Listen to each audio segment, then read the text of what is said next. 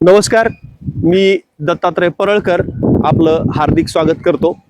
माझ्या बाजूला जे सन्माननीय व्यक्ती उभे आहेत त्यांचं नाव आहे संजय राजुळे। ते सामाजिक कार्यकर्ते आहेत, पत्रकार आहेत। ते आपले आरोग्य आपली जबाबदारी या अभियानाचे ते प्रवर्तक आहेत। त्याच्यानंतर त्यांची पुढची बाजू सांगायची म्हणजे ते वृक्षारोपणावर खूप मोठं काम करतात। व्यायाम प्रत्येक व्यक्तीने केला पाहिजे आणि प्रत्येक व्यक्ती भारतातला हा सुदृढ झाला पाहिजे। आज जो विषय आहे तो आंतरराष्ट्रीय प्लास्टिक मुक्ती दिवस आहे। त्या अनुषंगाने अशा प्रकारची बॅग सर संबंध महाराष्ट्रभर वाटत आहेत आणि आज आपण त्यांच्याशी संवाद साधणार आहोत की प्लास्टिक मुक्ती असेल किंवा तुमचं जे सामाजिक कार्य आहे त्या कार्याबद्दल आपण त्यांच्याशी आज बातचीत करणार आहोत। सर, या ब्रॉडकास्टमध्ये आपलं हार्दिक स्वागत। आता आमच्या दर्शक मित्रांना सांगा की प्लास्टिक मुक्ती दिवस जो आज आहे त्या निमित्तानं आपण काय संकल्प केला आहे ते आमच्या दर्शक मित्रांना आपण सांगावं। सर्वप्रथम भारतातील सर्व नागरिकांना माझं मनापासून खूप खूप नमस्कार। मित्रांनो, मला सांगायचं एकच आहे की आज आंतरराष्ट्रीय प्लास्टिक मुक्ती दिवस आहे।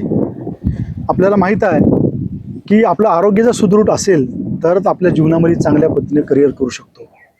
जर आरोग्य जर सुदृढ ठेवायचं असेल तर पर्यावरण अतिशय चांगलं असणं अत्यंत गरजेचं आहे। बघा मित्रांनो, सध्या जुलैचा महिना आहे।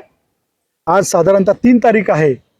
जून गेला, आता जुलैचा महिना सुरू झाला तरी पावसाचं प्रमाण ज्या पद्धतीनं असायला पाहिजे त्या पद्धतीनं सध्या पावसाचं प्रमाण नाही आहे। अगदी बरोबर आहे। अनेक शेतकरी चिंतेत आहेत की यावर्षी पेरणी होईल की नाही, अशा चिंतेत आहेत।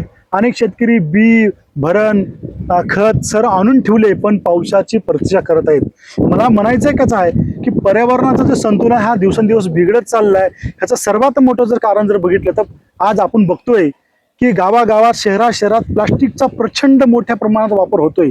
एखादा माणूस भाजीपाला जातोय, एखादा माणूस किराणा दुकानाला जातोय तर गेल्यानंतर किमान 4-5 प्लास्टिकच्या बॅगा आज घरी घेऊन येतोय आणि त्यामुळे आपल्याला माहित आहे की प्लास्टिकच्या अतिवापरामुळे आपली माती देखील जे सुपीक असायला पाहिजे ते आज नापीकमध्ये रूपांतर होत चाललेलं आहे। अनेक जनावर शहरामधले प्लास्टिक खाऊन मरण पावत आहेत।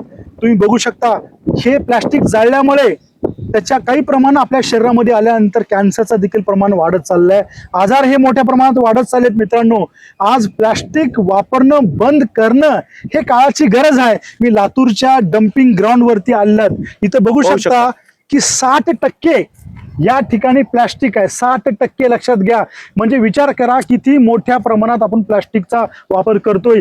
असं जर होत गेलं, प्रचंड मोठ्या प्रमाणात प्लास्टिकचा वापर करत गेलो, येणाऱ्या काळात मला सांगा, आज आपल्या लेकरांना चांगलं शिक्षण द्याल, चांगलं घर द्याल, चांगलं गाडी द्याल, तर श्वास घेण्यासाठी चांगलं जर प्रदूषण जर नसेल, चांगलं जर ऑक्सिजन जर नसेल तर आपला मुलगा निरोगी राहील का, हे विचार करण्याची गरज आहे मित्रांनो। त्यामुळे घरातला प्रत्येक माणूस आपल्या आरोग्यासाठी, आपल्या देशासाठी, आपल्या भविष्यासाठी, आपल्या लेकरासाठी प्लास्टिक वापरणं हे बंद करणं हे काळाची गरज आहे।